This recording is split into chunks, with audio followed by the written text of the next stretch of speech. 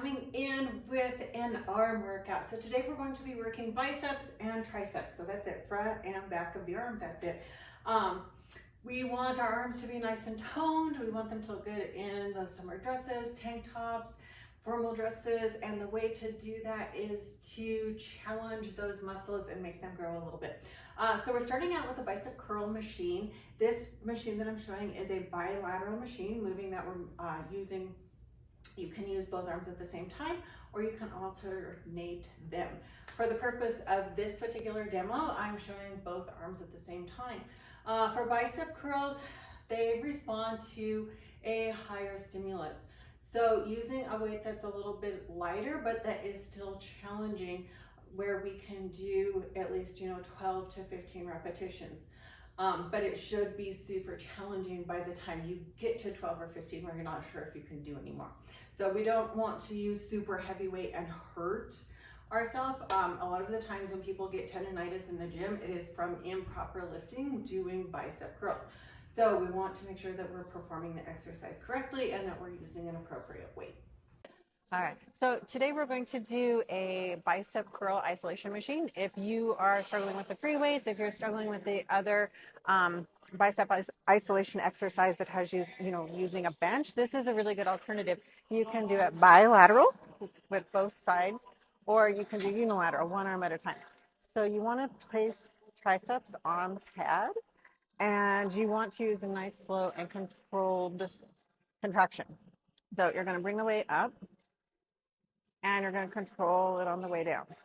So really focusing that load just on the bicep and keeping contraction in the bicep for the entire movement. We don't want to go down full extension and then let that weight off the bicep. We really just want to keep it loaded and keep it working through the entire exercise. So we're not using shoulders, not using traps, just the bicep. You can pause at the top for a full contraction. You control on the way down. The lowering, the eccentric portion of the exercise is very, very important and has been argued the most important actually for muscle growth and development. So control it, squeeze, and then control it on the way down. And on the way down. From there, we're going to move over to the assisted dip. With the assisted dip, if you're strong enough to do a regular dip, go for it. I am not there anymore with the two shoulder injuries I've had over the last few years. But assisted dip is like the assisted pull-up. So if we are plugging in, to the weight on the machine, that's not the weight you're lifting. It is a counter weight. So the weight that you're moving in this exercise is yours, and the more or the less weight that you load onto the machine is more or less of your own weight that you're going to be moving. So experiment with that, see what's appropriate. Assisted dip is for triceps, so really the only place you should feel it is triceps. Assisted dip or regular dip, you're going to feel it a little bit in the chest up here and in the front of the shoulders. Be very, very careful of your form on this exercise and try to load just the tricep. Triceps respond really well to high volume. So again, that lower weight that you're fatiguing at, about 15 reps, okay? So 3 to 4 sets there. This is the assisted dip. So the assisted dip the weight works as a counterweight. So however much weight you add on the machine is that much less your body weight you are moving. So we want to set up here, and we want to ensure that we're not leaning forwards too much. We don't want too much pressure going on the front of the shoulders. This is a tricep exercise. So we're going to keep those shoulders stable.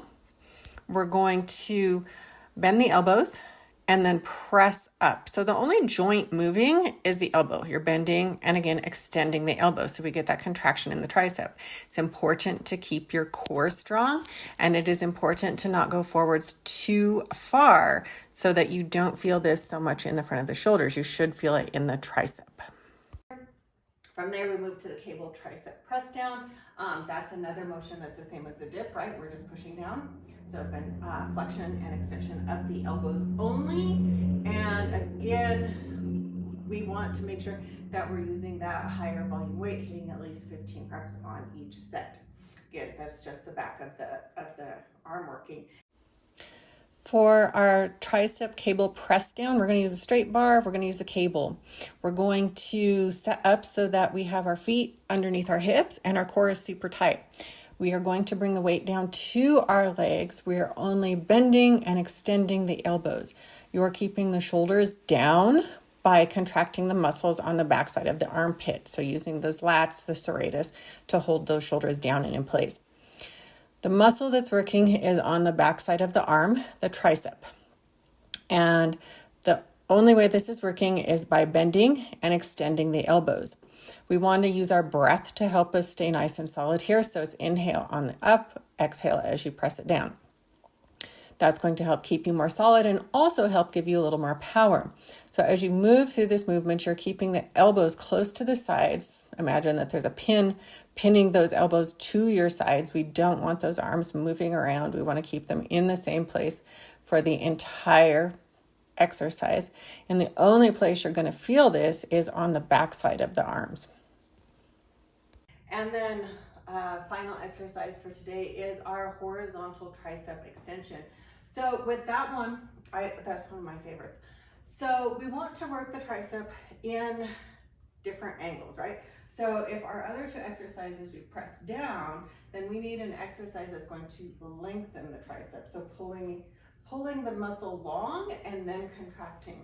And that is the purpose of the horizontal tricep extension. So with that one, again, that higher volume weight, you just only want to feel it in the tricep back here.